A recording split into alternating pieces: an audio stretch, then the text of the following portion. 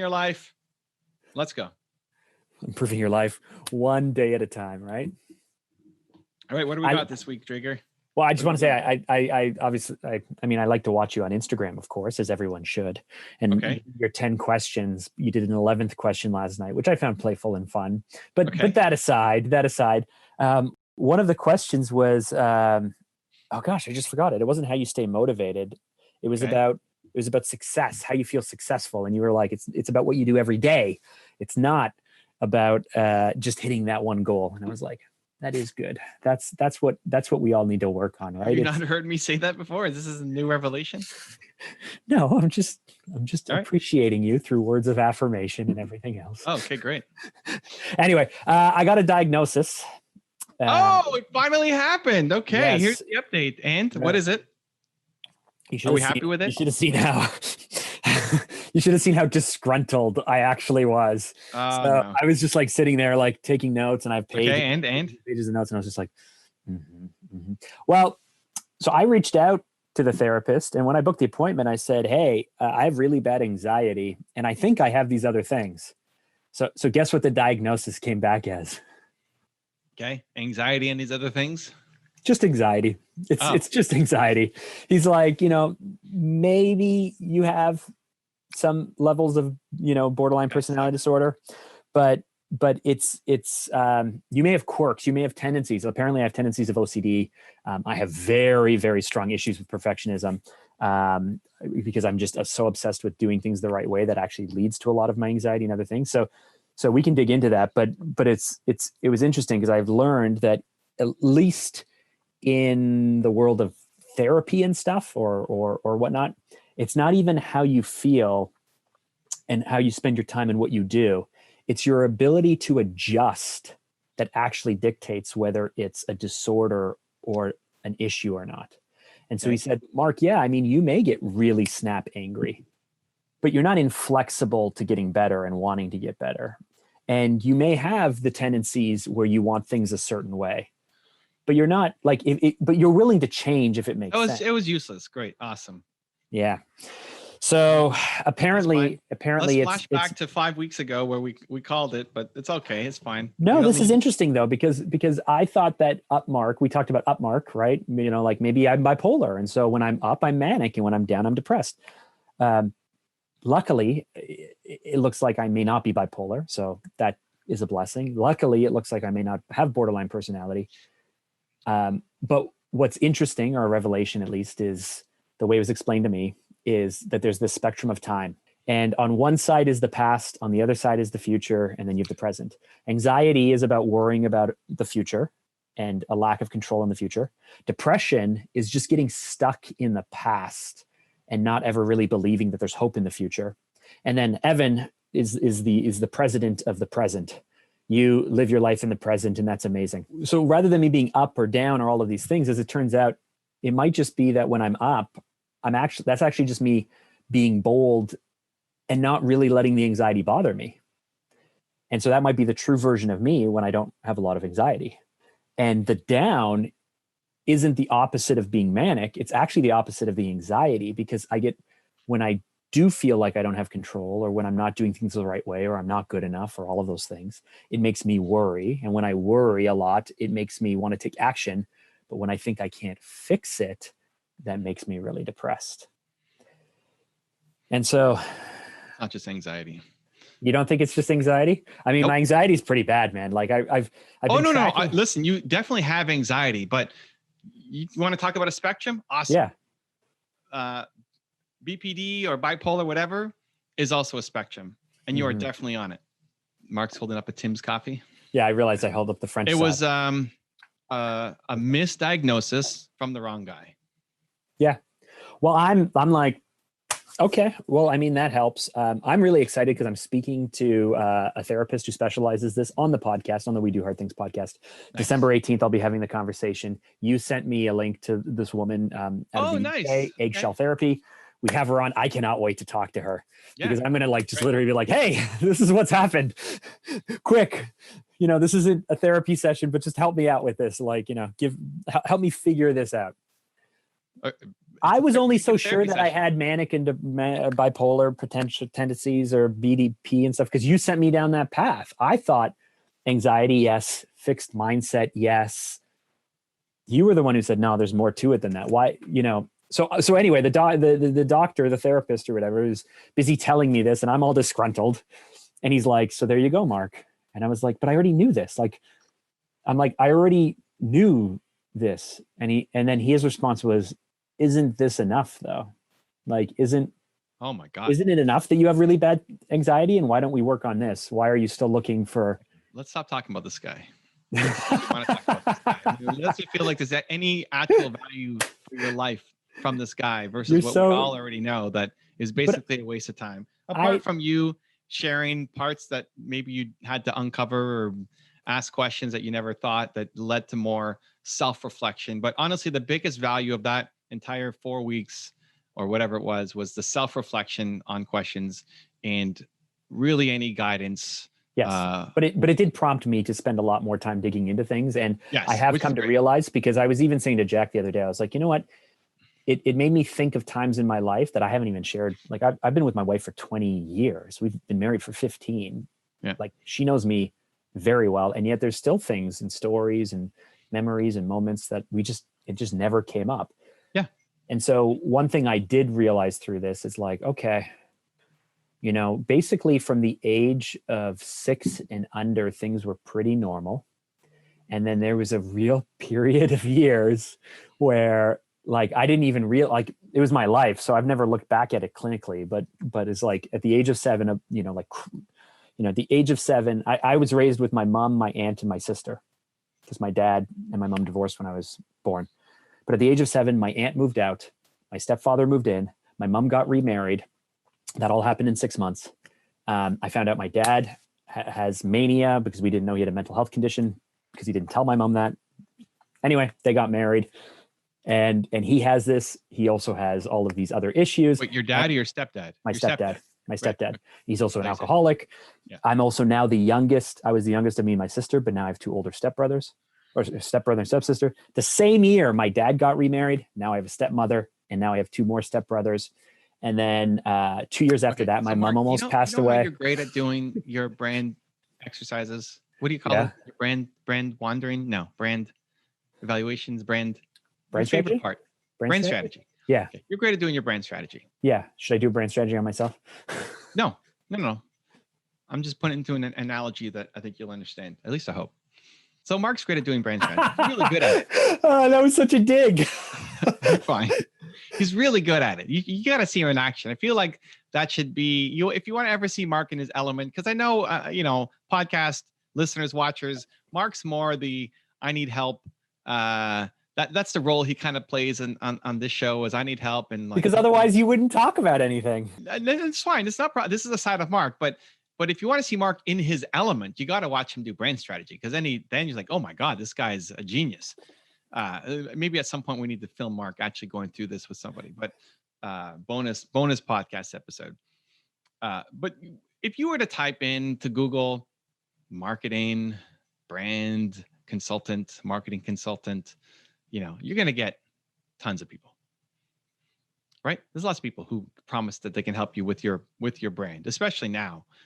I'll help you build your personal brand. Like right. Everybody's a personal brand expert. You're suggesting that perhaps the person I'm speaking to is not necessarily at the level. Well, not just that.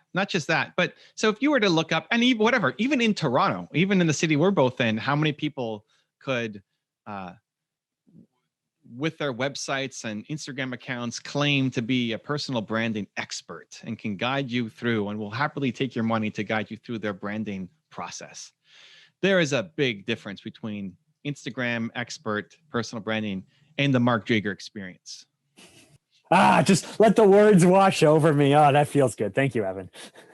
But in that process of dealing with, Instagram person, they're going to ask you a few questions, and some of those questions will actually be helpful. Some of those questions will actually be insightful, will cause some self-reflection, and could be valuable. But it doesn't mean that their recommendations or advice are anything close to what Mark Drager is going to give you. I just believe that. And that's what we have here. This guy's great. Whatever. He's okay. What he does, if you look him up in Google, I'm sure he shows up and there's some ratings and awesome. And he asked some insightful questions. And the biggest value out of that was the self-reflection and stories that you maybe haven't even thought about in a long time, which is great. But the entire process and definitely the results are not the Mark Drager of this. And so you just take it is for what it is. Like, recommendations are pretty useless. Overall, it was could have been condensed into one session instead of 4 or 5. Or at least it could have been done in the matter of 2 days. I mean, it was like, we just need to find the Mark Drager of it. Maybe it's this woman, or maybe it's somebody else. Yeah. The best part was the questioning, that even a dummy will be able to ask you a couple of good questions that make you self-reflect. So that's what you got out of it. Great. Well, anyway, I wanted to update you because your certainty of things I usually trust, but sometimes it just conflicts with, guys, when you're friends with Evan, what you don't realize is you can turn to him and he will be 100% certain about something. But most of the time, what he's certain about is the exact opposite of what everyone else thinks and says. And so you have to decide, like, do you believe and trust this person who has been proven right in the past and yet has no experience or reason to really be so confident? Or do you listen to everyone else? Talk about a dig. That is absolutely not true. Keep going. Oh, come on, man. There are things that you are so you do the 80. If you're 80% certain, you're 100% certain. There are so 85. Many things. What's that? 85, but yes. 85. Okay. I shaved off 5%. That's a really important fine line of 5%. Anyway, that's fine. We don't have to talk about that.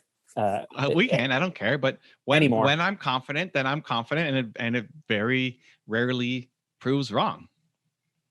I mean, already right from the start, like, you've got, how do I make it my superpower? If you're dealing with somebody who does not believe that that's possible, you're already dealing with the wrong person.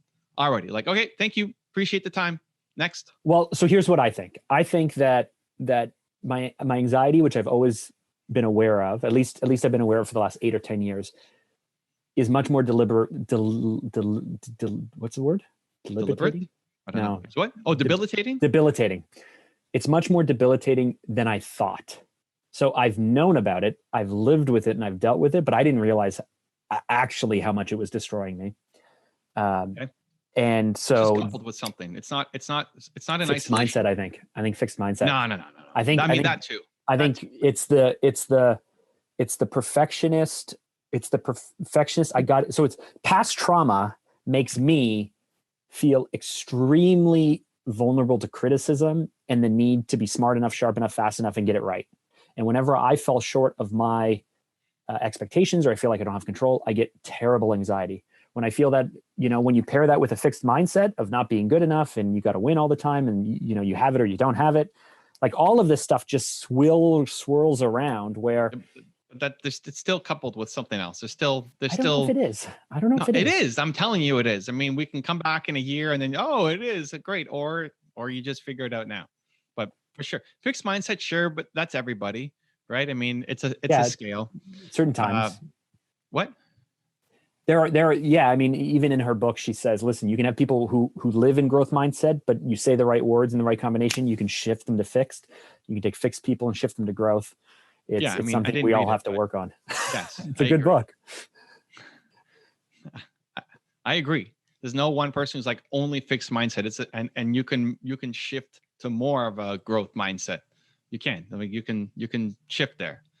Anxiety too is a scale, and you fall harder on it than others, but it's not crazy. It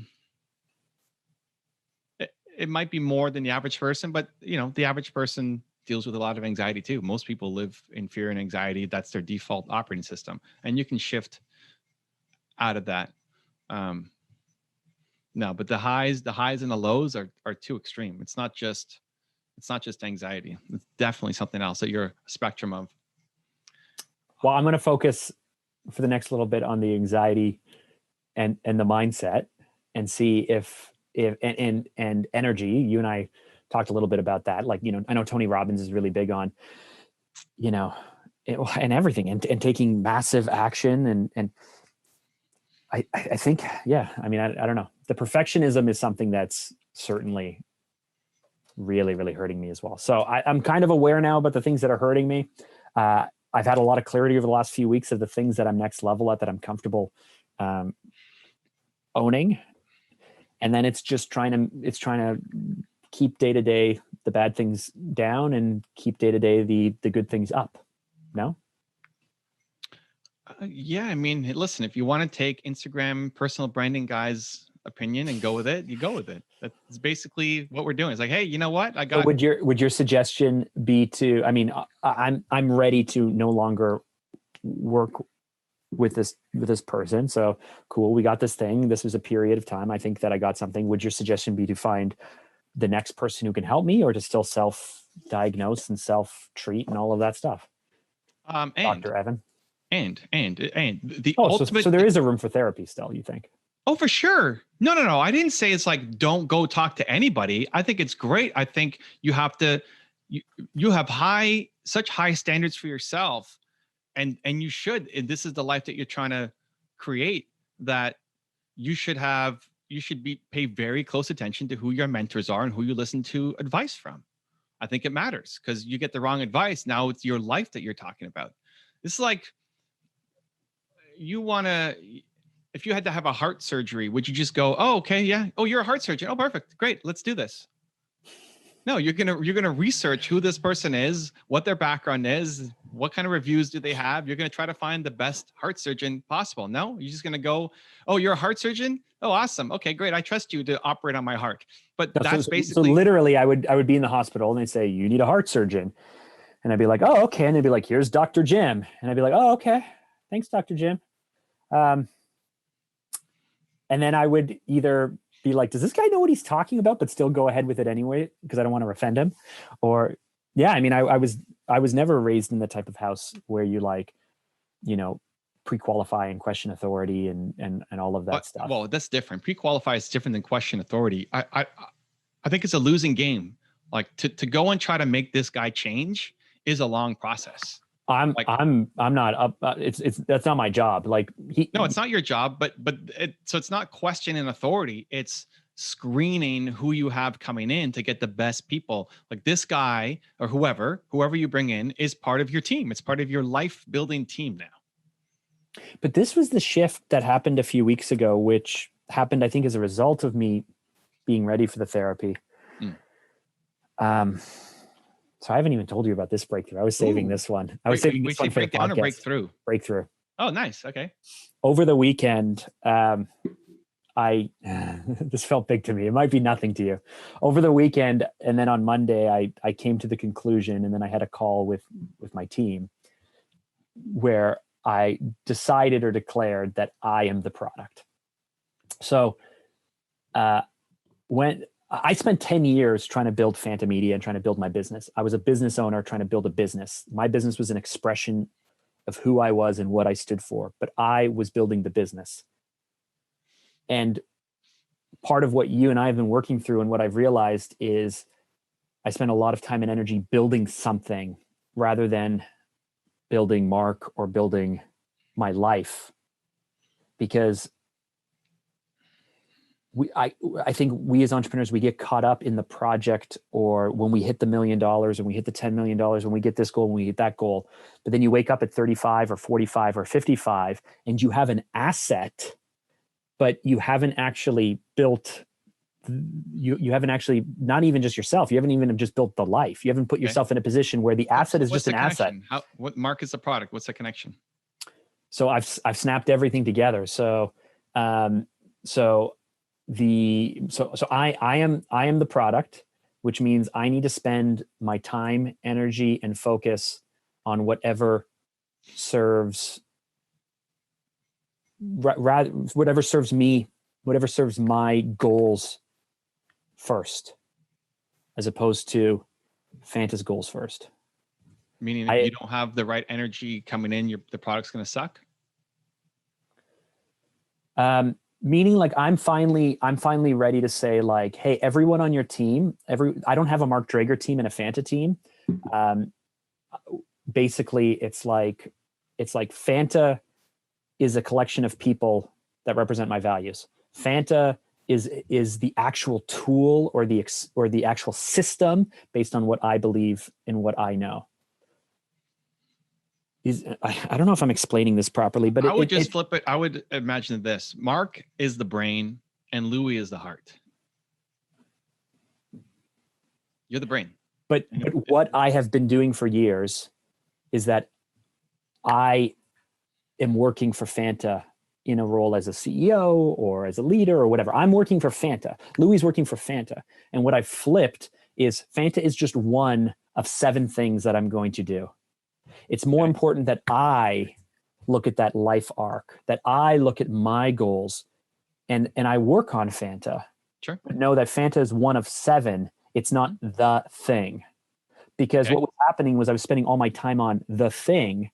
And then when it came to the other aspects of my own development of myself, even taking care of my body, my health, connecting with friends, whatever it was, I just didn't have time or energy or cared because I was busy building the thing. But then I realized that the thing, I was building the wrong, I wasn't only building the wrong company, the way that I was thinking about and building it was wrong. That if I'm successful in 10 or 20 years, it's more like, it's more like Lady Gaga, right? Lady Gaga could do a lot of things, but it's Lady Gaga's the product. Rachel Hollis. Rachel Hollis is the product, even though she has a lot of companies, has a lot of things. That was a big shift for me because I've always put all of this stuff that we're doing as a hobby, as secondary, as nice to have. I'd like to build this or that. And I basically said to the team that Fanta will not grow and succeed if Mark does not grow and succeed. And like a big flip. That's everybody, right? I mean, Fanta does not grow and succeed if Louis doesn't grow and succeed. If everybody on the team is not growing and succeeding. That's personal development 101, and, right? Hey guys, next episode, Louis is going to join us. Oh snap! It's happening. Yeah, that's everybody, right? I mean, that's leadership. Wanting the people on your team to win and grow more than wanting to win and grow with you. So great. I think you live here all the time, so I don't think you realize what a breakthrough this actually is for me. Okay, perfect. Because what I'm basically saying is so how we tie it back to Team Mark? How do we tie it back to Team Mark? This is what we're talking about is, hey, when there's something important to you, the amount of research you'll do on a car about getting the right car. Like, oh my God, this truck is in Detroit and I have to go across the border to get this truck or whatever. And it's not going to be like all the amount of research that you spend to get the perfect truck or car. And then, oh, you're the doctor? Oh, perfect. Okay, great. Yeah, let's do this. It's like, just makes no sense. Everybody who you're around is on your team now, and you have to tell them what to do. Yes. But it's also me not like me spending the time on myself. Yeah, it's worth it. The energy on myself. It's worth it because but that's a different thing. Okay, yes, I agree. There's nothing to talk about. You're right. Yes. No, but it's like most people, the reason why I was uncomfortable with this and coming to it. So I watched the Taylor Swift documentary last week. I watched the Lady Gaga documentary last week, and I was so blown away by not only their work ethic and the people they surround themselves by, but just the natural fact that they can't do Tony Robbins can't do everything, right? He needs a team, and we know that you need a team and stuff. But I was building the team for Fanta rather than building the team in Fanta for me. Yes. Great. That's what I've sorted out. Great. Yes. Okay, perfect. Let's go back to Team Mark. That's fine. You need to get the people on your team for Mark the human that help best support him. It's like, you're going to give the kids away to a babysitter. It's like, I'm a babysitter. Oh, okay, great. You said you're babysitter, so let me just leave you with my kids. We've done that. We've done that. Hey, you're a 14-year-old girl who someone said was awesome. Great. Like, I got laser eye surgery. I didn't do any research on the laser eye surgery. Okay, but so this is important now. It's like, you're not actually doing what you say you want to do. You're not actually screening. You're not actually taking it as important. You're just trusting instead of actually. It's like, oh, you're a video editor? Okay, great. Yeah, you're hired. You would never do that. Oh, you say you can make motion graphics? Oh, great. Yeah, you're on board. Like, you would never do that. but you're doing that in your life. But I do this. But I used to hire people this way as well, where it's like, I want you to do X, Y, Z. Can you do it? They say, yeah, I can do that. I go, great, let's go. And then 7 months later, I'm like, so disappointed, have to fire the person. Yeah, They didn't live up to expectations. So you've learned and grown on the business side. Yes. Now we got to do that for our life. Yes. Right? What did you go to Jacqueline? Oh, you're a woman? Okay, I'll marry you. She was 16, I was 17. There was a little bit more to that, but let's start adding a little bit more. That's what I want. I want to raise our standards. Raise our standards and a little bit more. But it's now, some of them aren't as big a deal. Doesn't mean you have to over examine everything. But when you're talking about something as big as your mindset, your personality, your belief system, right? Something like, do I have border personality disorder or not? That's a major life thing. That's super important to get right and understand what you've got. So just default trust in somebody is not the path. So is there room for therapy and discussion? For sure. I mean, I sent you that. I think I suggested you have that woman on your podcast from that article I sent you.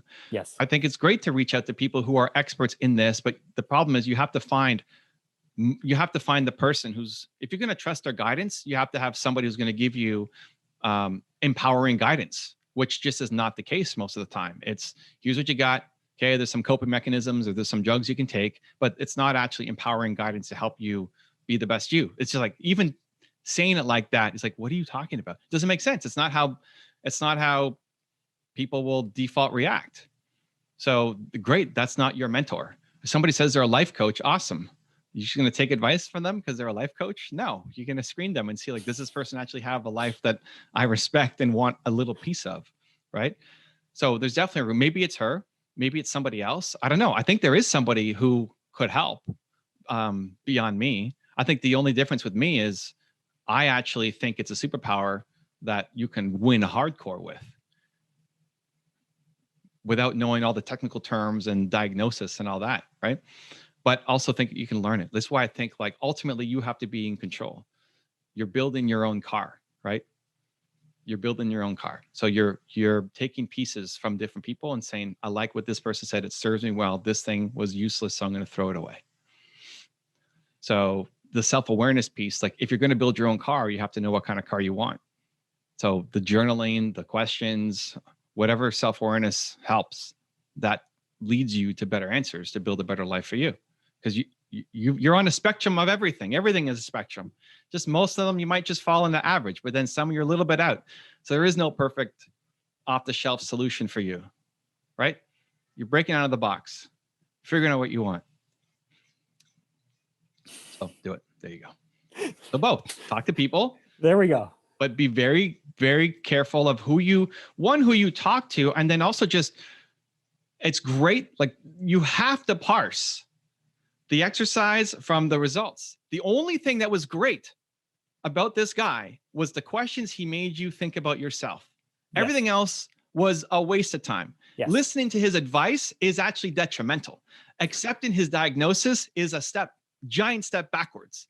A giant leap backwards, listening to the diagnosis. Your opinion is meaningless. Your opinion is garbaggio. Garbaggio. Because we knew that going in, right?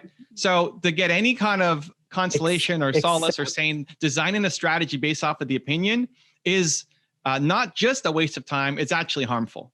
It's going in the wrong direction. It's following a map backwards.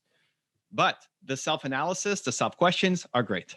Well, but except yes, all of that stuff's good. But what I do accept out of the diagnosis is like, oh, I have clinically on the spectrum, I have what they call moderate anxiety. Great. So it's not there. It's not mild. It's not so severe that I can't even leave the house.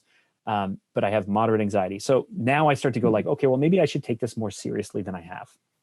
Like, maybe I was thinking about this today. Like, maybe I should start cutting back on my coffee and my caffeine, because I know that it makes me anxious, but I love coffee so much, but maybe I should. Maybe I should become more comfortable being disagreeable. Like, Have you heard of the disagree? Like, have you heard of the agreeable or disagreeable scale? Disagreeableness. Yeah. Yeah. And so I come across, like, a lot of people think that I'm a very disagreeable person because I'm willing to be like, I don't want to do that. No, thank you. You know, my son comes up to me, do you want to play? I go, no, thank you. And he goes, oh, I want really? you to learn to trust yourself more. I don't trust myself at all. But this is the problem, and then you end up going to people who don't know you, who are throwing their opinions at you, who are often wrong. And then that ends up leading you down a path that's not right for you. Like, this is an entirely self-awareness game. Well, so the last few weeks, you should know that anxiety is a problem for you. But the last few weeks, it started to feel like 2012 to me, or 2011, when I had confidence, when I knew what I wanted, when I knew what I was doing, when I was sure that it was the right thing to do, and that if I just do these things, I will be successful. I will hit my goals. Like, the last few weeks has felt that way. What I haven't been able to trust without the diagnosis is like, oh, is that mania? Is that not mania? Is that bored? Is it real? Is it not real? You went in saying, I think I have anxiety. I went in saying I have anxiety and I think I have borderline personality disorder. You went in going, I have anxiety with certainty. Yes. You left with him saying you have anxiety. And now but this is the problem, because he gave you his rubber stamp of approval to say, yes, what you came in with is what you've got. Now you take it more seriously to say, oh, okay, I have anxiety. Even though you knew going in, you had anxiety. Yes. That's the problem. You knew it. So start to fix it. So start to get rid of coffee, test it, see if you feel better, start to whatever it else is, right? Test it. Like, you already knew. A rubber stamp of somebody who doesn't know you. But Evan, this is black and white. Let's be black and white. I always know what I'm supposed to be doing. Okay, great. But I don't take action.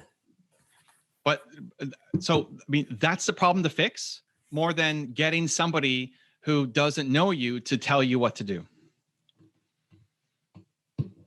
That's the problem to fix. If you know what you need to be doing, you know you have anxiety. The fact that this guy says you have anxiety should not be the thing that's, oh, crap, I have anxiety. So now I need to get rid of coffee. But that's the problem, because you're always going to be at the whim of what other people are saying, who don't know you, who don't have, who aren't living inside your skin, who can't give you the actual right advice, because they're always tainted by how they. And you know, it sounds like I'm throwing massive shade at this guy, which I kind of am. Yeah, that's okay. That's okay. I accept the shade. Which is total. It's more like total respect for you, that I think you can do this. That the fact that you already know this, I don't want you wasting 4 weeks of time going in circles. So just to get the same result. And now, because this guy said, now I'm going to make the change when you already knew. That's the problem. So let me ask you this real world scenario. So 3 days ago or 2 days ago, I had this realization in the afternoon. I write it down in my journal and I was like, oh man. So then I think about it and I'm like, I don't know what to do with this. And the next day I think about it some more. I don't know if I should take action on it or not. So then yesterday I texted you and I was like, hey man, it seemed really important. I'm like, this seems important enough. Evan, do you have 10 minutes to talk? Right. And you said at 10 o'clock last night, 10 o'clock last night, I got 10 minutes to talk. I was like, great. And then in the hour and a half leading up to 10 o'clock, 8:30 to 10, I'm like, wait, already 10 o'clock. Mark is not happy because he usually goes to bed at 6:30. So now he's like super tired. He's usually, like, oh usually God, in bed by 9:30, but I'm like, okay, so staying up late for this. So that's cool. Evan gave me time. I of course it's important. But then as the hour and a half, I'm like, is it really that important? Is it really this big of a deal? Maybe it's not. Maybe I'm wasting Evan's time. Maybe I shouldn't do. But I thought about it 3 days ago. I haven't taken any action on. What should I do? And so then I'm like thinking about it. And then I run it by you, and it's not a big deal at all. Like it's like you're like, we already knew this, Mark. Like it's not a big deal. And I share that to say, like, I can't help myself yet. Like I haven't figured out a way yet. I'll be growth mindset yet. Yes. Growth mindset. I haven't figured out a way yet. You can't see the trees from the forest a lot of times. To work through my own thoughts and take action without running them by someone, without saying, hey, guys, I've put a ton of thought into this. This is what I believe. Does that make sense? If this is true, here are the 4 possible outcomes, I think. Does that make sense? Here's the one thing that I want to take. Does this make sense? Yes. Trees in the forest. But here's what I'm asking you. Knowing me, do you think that I can train myself to run through this process and trust my Yes. own answers? Or do you think I should surround myself with people who accept No. this and are willing to play the game and will give me better insight? Ray No. Dalio style, like argue with me, Ray Dalio principles. I have an idea. I came to a conclusion, argue against why I'm wrong, and then let's find the truth in there. Well, okay. There's a difference between most of your questions that looking are for around this are reassurance, self-awareness questions. What? Okay. It's a self-awareness question. That question last night was a self-awareness question. Which you can't, I mean, I'm giving you guidance that's in your best interest, but ultimately that's the tool that you need to develop yourself. Ray Dalio, I love it. Like, should we do this for the client? What am I missing? Is this a good product or not to sell? Should we be taking this approach or not? And getting feedback from people. That's great. But he's not going asking people about himself, right? Like, this is the game to get to know yourself better. The trees from the forest. You get lost in the moment, and then you can't see the bigger picture for yourself. So you make a decision based off of what's happening in the micro situation without stepping up beyond and saying, okay, no, this is the plan. This is where I'm going. And this is still in my best interest. A lot of the shows here on the podcast have just been realigning you with what we said you were going to do. It's like, oh, I should, no. You don't want that. You get lost. Like, I don't want this thing. I'm going to burn Fanta to the ground. No, because you don't. Let's go through it again. You don't want to be a solo guy. It's like, oh yeah. Okay. And go, right? Like trees from the forest. There's growing pains and building pains and all this stuff. And you're going to get stuck doing stuff that you don't want in the short term to get to where you need to go. Awesome. But this is the long-term vision. This still is in line. Does this future vision is that not what you want anymore? Does that not make sense anymore? Where is the error in the logic that now no longer serves you? Right. And every time we deconstruct it, we end up at the same place. Yes. But that's the challenge of being able to see the trees from the forest. That you get stuck in a doing a task that you don't like to do. Like, oh, maybe I shouldn't be doing this, and I gotta. This is just all wrong. Like, no. Just breathe, and we got to step above. We got to step above to see the whole thing. So let me share. I'll share with the audience my breakthrough that I needed to talk to Evan about at 10 o'clock. Let me share while something he's doing quick first, because that doesn't really matter. Let me share this. So last night, listen, it's a full day. Mark wants to talk. I have no time. It was 8 o'clock. I'm hanging with my son. No, your schedule is crazier than ever, actually. So then I'm watching a show with my wife.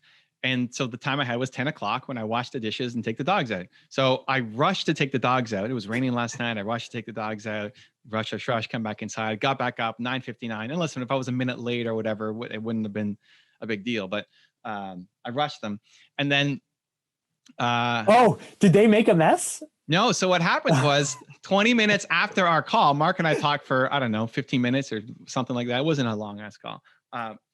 Timo is going to Nina. He's going to Nina, Nina. And he's like begging. He's like, what's the matter? He's like, maybe he's hungry. No, he just ate.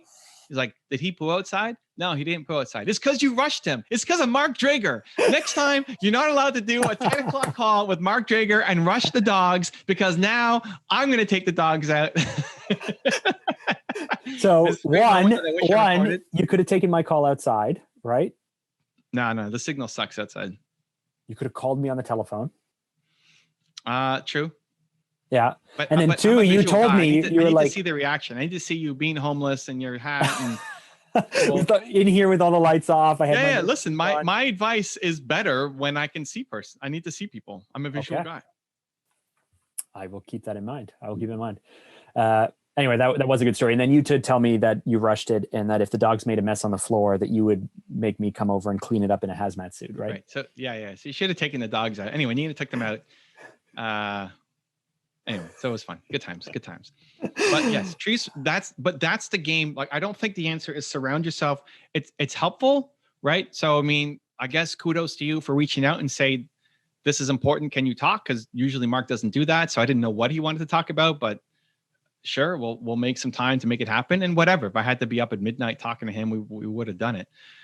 But ultimately, that's the thing to learn yourself. It's like, I don't trust my own judgment on this yet. So how do I get the space to step above the situation to then figure out what the right path is?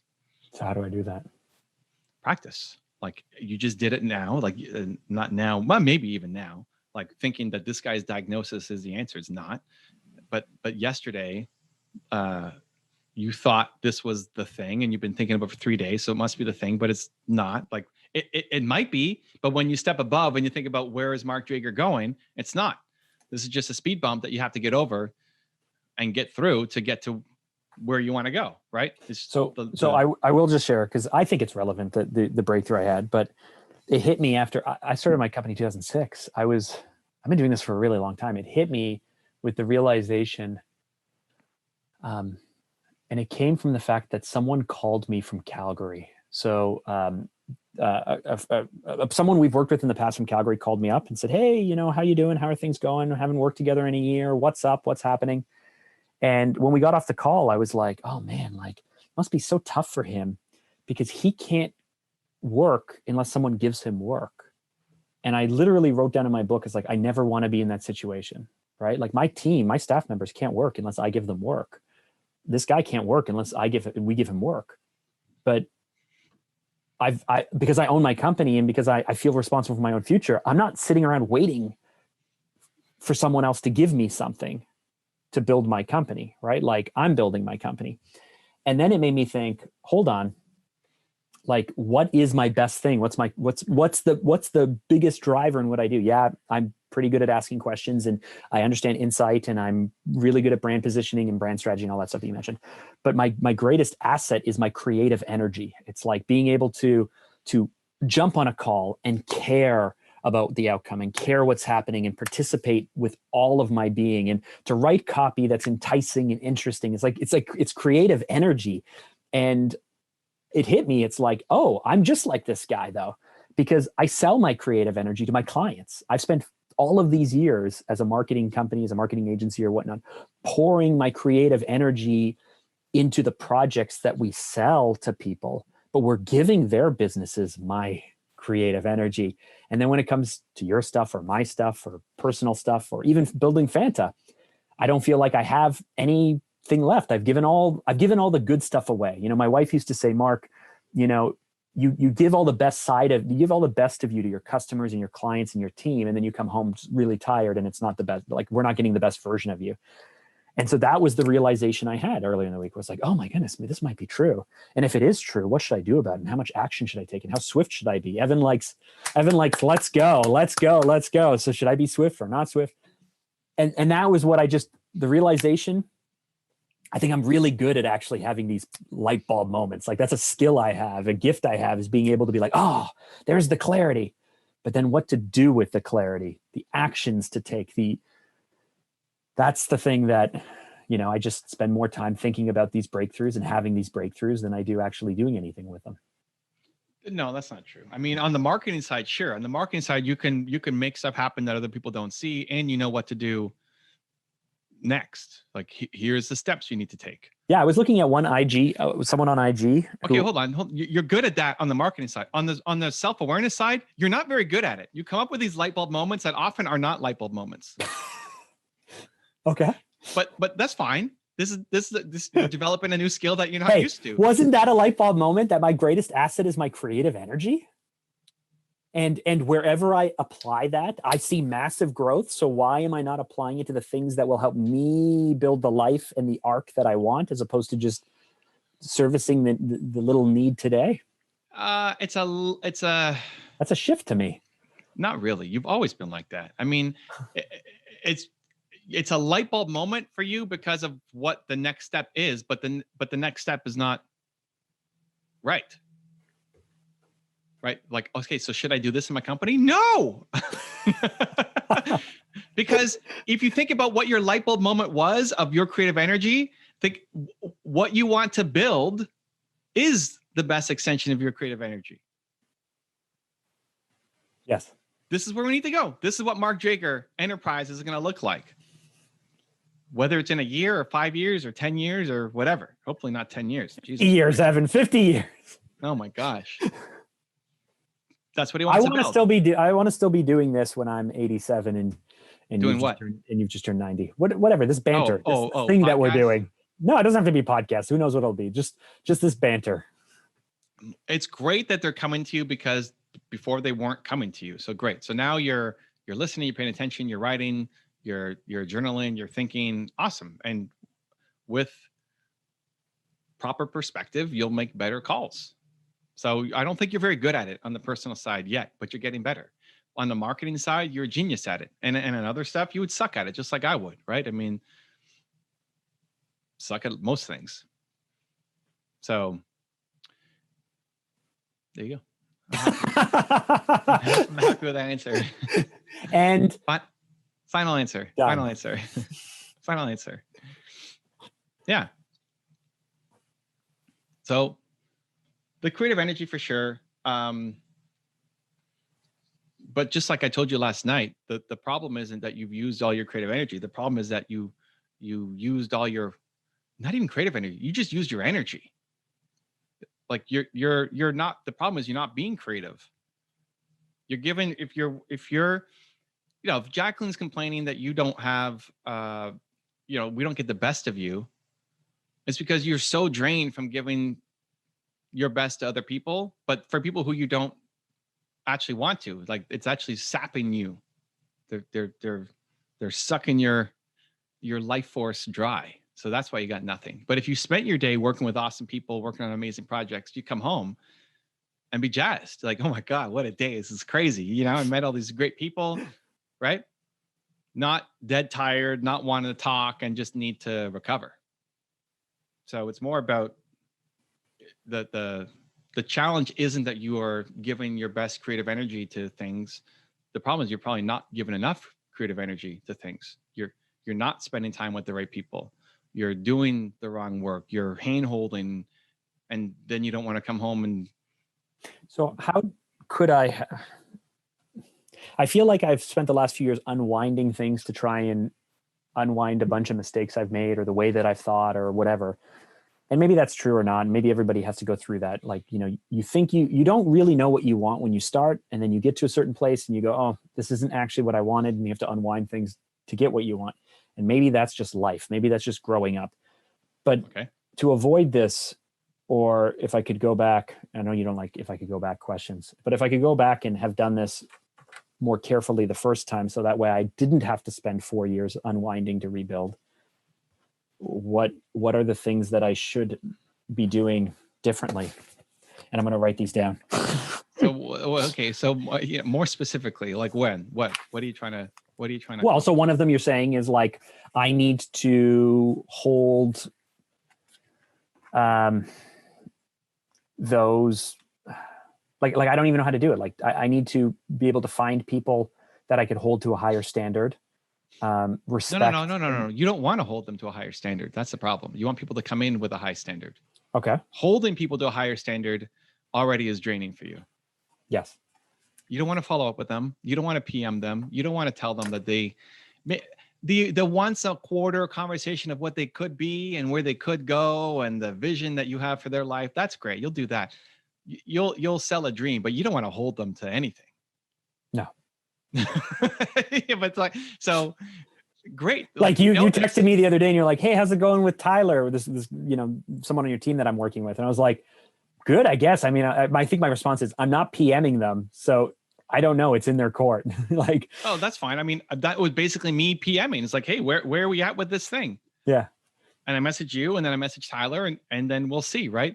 I wasn't expecting you to run the whole thing. I was just curious where we were at. No. I know. I'm just saying, but, like that. And that response was like, I was so happy to be like, yeah, I'm not PMing. Okay, but even in like the first thing, this is the self-awareness thing that we need to work on. The first thing that you said, I said, get more specific. And the first thing you wrote down or were thinking was, I need to hold people to higher standards. Like, no, that is not what you want. And it's not because it's what I want. It's if we dig down into it, which we just did, you don't want to hold people to anything. You hate that job. You hate having to feel like you're the only guy driving it forward and they can only step up if you're around and pushing their feet to the fire. Some people thrive and they love that. It's just not what you want to do. No. But being around people who I would pay attention to their energy, like you want to be around people who make you feel good. Be around people who make you feel good. And if you want to apply the extraordinary hashtag to everything, right? Like, do you feel more extraordinary coming out of that conversation with my team members, with my customers that I'm working on, with the projects that I'm taking on? Is it extraordinary? Do I feel better? Some of the work you do, you feel great. You walk out of that meeting feeling, I am the greatest human on the face of this planet. I'm amazing. And others is like, this is a total waste of my time. This is not delivering results. I don't feel extraordinary at all doing this. So we need to create a path to get you out of doing that thing. Like the short term versus the long term is a very different story. If you have to do something in the short term, it's not necessarily fire all your clients because they suck and you're doing work that you hate. Well, hold on, because you still got to survive and pay bills and have a team and all of this stuff. But long term, we know you can't be doing this kind of work. For others, brain strategy is torture, right? Like put Nina in charge of brain strategy for somebody, she's going to hate her life. You just happen to love it and be great at it. So this is where we need to spend more of our time, which we identified way back was like brain strategy, selling, and mentoring are the things that you wanted to do. That's where we need to spend our time. That's what extraordinary Mark Drager and his work looks like. Other stuff is ranges of good to I hate my life. And so we need to start killing the I hate my life stuff as quickly as possible, which was basically last night's scenario. It's like you're doing work that you hate your life on, and then you make it bigger than it is. Like I need to make this giant. It's no. Breathe. Perspective, right? We just need to because that's something else that I know in myself that I may be a good thing or maybe a bad thing, but I always, whenever something goes wrong, I always look for the root cause of it to try and see if what went wrong was an outcome of other things or whether it was a symptom of other things or whether it's actually the thing that we need to fix. And so I typically run that scenario through my head real quick. And then I determine that this is, like a symptom of another problem or something else. And I want to fix that root cause or that root problem. And so of course it's important. And I make it something bigger than it needs to be because I want it fixed, because let's circle all the way back to the anxiety and stuff. Like I want things the right way. I want to do them the right way. I want to make sure they're done the right way. I want to know that no one can come back to us with any criticism. I want to know that we're above reproach, that like everything is like done the right way. And when it falls short of those things, what's that? Above reproach. I like Yes. When it falls short of those things, it makes me scared. It makes me uncomfortable. It makes me not feel good about myself. It makes me question if we've worked this hard and we couldn't do it, what's the point? Or like, it just slides everything, the other way. So, okay. So look at the tasks I do, look at the people and the way that they make me feel. And, I think the lens of extraordinary is a really good one for me to continue to use. Obviously it's my one word. But extraordinary people, extraordinary clients, extraordinary work. It's an do I make an effort to be comfortable just being more disagreeable without like someone asks me for something and I don't want to do it and I'm just politely saying no thank you, I'm not going to do that, like rather than or like people who are like, hey, do you want to get together? And I could just be like, no thank you. And then just leave it there, like just to help reset some of the current situation I find myself in. Maybe, it's like that's case by case. Like this becomes like I ask you and Nina, hey, do you guys want to come to our Christmas party? This is last year. You want to come to our Christmas party? Having a karaoke party on a Friday night. It'll be fun. You're like, yeah, no, thank you. We don't want to do that. Like I think Nina's, did I not explain? It's like, hey, we don't like karaoke. We don't like hanging out with people. That you explained to me. Nina's response, I think, to me was, we're not going to do that. I think that was her quote, was like, literally, we're not going to do that. So, and I'm like, perfect. I wish I had Nina's ability to just be clear. But that approach is not going to be great for a lot of people, right? So you could do it and you can get burned a couple times. But what is likely going to happen? Okay, I'm just going to be more direct with people. Great. Black and white. I'm going to do this. Great. Now you're more direct with people and it works with some people. And then with others, you're going to totally piss them off. And you're like, oh my God, I guess it didn't work. So I should go back and be super friendly to everybody. And then you're going to get pissed off that you didn't tell people what they wanted. It's case by case. I like rules. I like black and white, not case by case, because I don't pick the right thing all the time. No. It's the rules get more specific. That's all. You want I'm fine with black and white can be fine, but you have to have the pattern recognition to know when to stop and when to go. When you're driving, you're stopping at red lights and you're driving at greens and rushing through the yellows. I mean, that's how Mark Draver drives. I don't drive that way. My name's Mark Drager. It's a Drager style. You know, green is go, yellows go faster, and red is stop. Those are rules that you've learned instead of just get in the car and just drive, right? Which is what you're going to do. And then what happens? You're going to crash. You're going to kill somebody. You're going to run into a tree. You're going to smash a dog. Like, you're going to have all sorts of mistakes, but driving, it also gets you somewhere. It's the micro rules that you need to get better at. The pattern recognition of doing it enough to understand what the little micro rules are, so that you say, oh, I've seen this before. Okay, here's what we do, which you're great at on the marketing side. You came and gave us a set of rules. Okay, here are 5 things that we have to go through. And depending on how we answered them, you take people down a different decision tree, right? Like, oh, you don't like solid lines? Okay, great. Gone. We're never going to look. I'm never going to show you solid lines again, or whatever, right? And you work your way down. What are the emotions or colors that you like? Oh, you hate green? Great. I'm never going to show you green ever again. You've developed these super intricate rules that help you jump steps really quickly that look like magic, that people say, wow, how did you do that? I call them decision-making frameworks, because right. But you need that for everything. You need that for life. I developed one the other day that I was really proud of. Look at this, the path to the prospect. Oh, you can't see handwritten notes. It's fine. That's what you need to do for life. So for the decision-making framework for when to be super direct to somebody and when not to be. Mm-hmm. If you're talking to me, like if you're talking to me and you're telling me some giant story and giving me tons of context, like, oh my God, Drager, what do you want? Like, how can I help? You know, what's the punchline? Get to the point, right? Because I just want to help. I don't want to listen to the context most of the time. But somebody else might need more. They might need that more. They might need more context or more understanding or more background or more caring or more understanding, right? But it's not just this. You're looking at it from the outside to say, wow, this is just magical. People are just naturally good at this and I suck at it. I'm never going to get better. You just haven't taken the time to build the framework to understand the different rules of when to go and when to stop.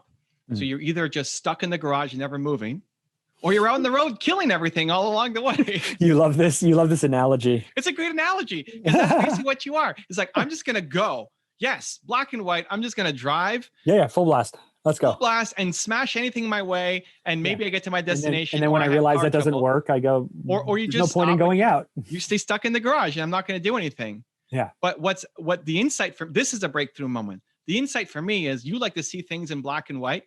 And I love playing in the gray. But if you go more micro, it's just a bunch of black and whites. And you just have to learn what that framework is.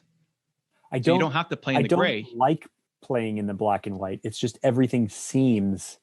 But this is the thing, dude. Mark, this is how, like, wherever that comes from, if that's BPD or your anxiety or your bipolar or whatever, right? The fact that you love playing in black and white, you hack it, you use it to recognize that, oh, this is just actually, instead of saying, no, I have to play in the gray. I hate this. I suck. I freaking hate playing in the gray. I need to get better at it. No, just recognize that every decision is just a series of black and whites. And you're great at black and white. You just have to figure out which ones are black and which one are white. That's a light bulb breakthrough moment. Write that down. Life is a series of black and whites. I'm going to write that down. Decision frameworks for everything. Yes, I wrote that down. Decision-making frameworks for life. I wrote that down for life. For life, for everything. Yes, that is great. That is Mark's. We're using Mark's natural, innate style as a superpower instead of making him feel like it's an inadequacy. Yes. So you don't have to look at other people and say, oh, they're so good in the gray. Because I know that my cynicism and my black and white thinking is what makes me great at brand strategy and other things. It's like, you're going to go left, you're going to go right. And everyone goes, well, can't we do both? You can't do both well. You can do both poorly. Do you want to do one of them? Like, which one do you want to do? Let's do it the best way we can and be specific about it. And so that's why everything just seems black and white to me. So the world is not actually gray for you. The world is just micro black and white. So you got to figure out. I'll have to ruminate on micro black and whites a little bit more, because I got to figure that one out. But that is something. That's a big one. Superpower. Yep. Superpower. That's a superpower. See, that's what. And listen, somebody who is better qualified than me could have got you there faster. Yeah, but I have more fun doing this with you. Well, it's not just more fun, but the only difference, like the better qualified are not seeing you and this thing that you've got as a superpower. So they never come up with the thing. That's the problem. Right. Because they're trying to ease it or cure it rather than just say, how do we love it? No, not even cure. There is no cure. They're trying to say, well, just accept it, that this is who you are and you're going to be limited your whole life. Or you could take this medication to help you not stress out or have as much anxiety, as opposed to saying, no, this is actually superpower. I just have the belief in what Mark Drager could become. And then we're trying to piece together the hows to get you there and throwing some things at the dartboard. And like, I think this is something, right? Somebody who has the hows could get you there faster if they had the belief. That's what I'm trying to have you find the people who have that belief. Oh, I hear what you're saying. So that the path becomes clear, because the guy with all the expert without the belief that it's a superpower was never going to help you. It's a waste of time. Real quick. I know we're out of time, but real quick. Often what we're doing in our agency is we're coming up with ideas for people. So I come up with creative or strategy or ideas. The client buys into it and we go, yes, we're going to create something with a little boy holding a puppy. And then we turn it over to team members and other people and people go, that's not going to work. And we go, no, it's going to work. It's going to work. It's going to work.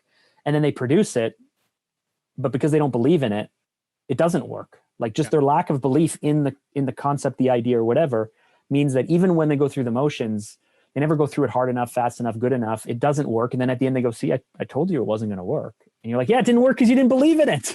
Yep. So that makes sense to me. That makes sense. Raising the quality of the people in our team, in our life team. Yes. The second that doctor gave you the smirk or whatever, session number 1 is like, how can I make this a superpower? He's like, what are you talking about? Okay, thank you. Appreciate the time. I'll pay you for your session. I'm out of here. Right? Like, just the wrong person.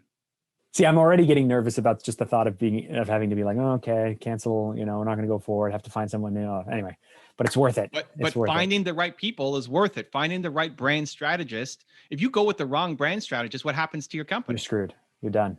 But why don't you take that approach for your life? If you go to the wrong therapist, you're screwed with your life. Forget about just your brand, your life. Yeah. Help me be a superhero, right? And if they don't get that, it's the wrong person.